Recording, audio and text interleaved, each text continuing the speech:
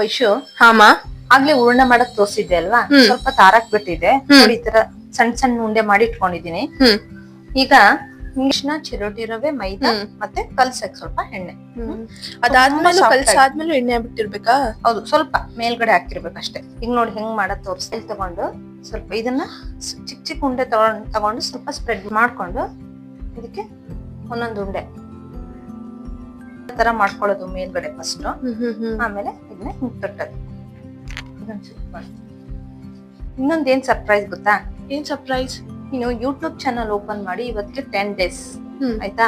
Navratri first day ನೀನ್ start ಮಾಡಿದ್ದು. So Dasara ದಿನ ನಿಮ್ಗೆ ಏನ್ ಸರ್ಪ್ರೈಸ್ ಅಂದ್ರೆ 101 ಜನ ಸಬ್ಸ್ಕ್ರೈಬ್ ಆಗಿದ್ದಾರೆ. ಹೌದಾ ಅಮ್ಮ? ಆ ಖುಷಿಗೆ ಈ ಒಬ್ಬಟ್ಟು. ಸೊ ಎಲ್ಲ ಲೈಕ್ ಮಾಡಿ, ಶೇರ್ ಮಾಡಿ, ಸಬ್ಸ್ಕ್ರೈಬ್ ಮಾಡಿ, ಹೀಗೆ ಅವಳಿಗೆ ಸಪೋರ್ಟ್ ಮಾಡಿ. ಒಬ್ಬಟ್ಟು, ಕಾಯಿ ಹೋಳಿಗೆ ರೆಡಿ. ಹ್ಯಾಪಿ ದಸರಾ.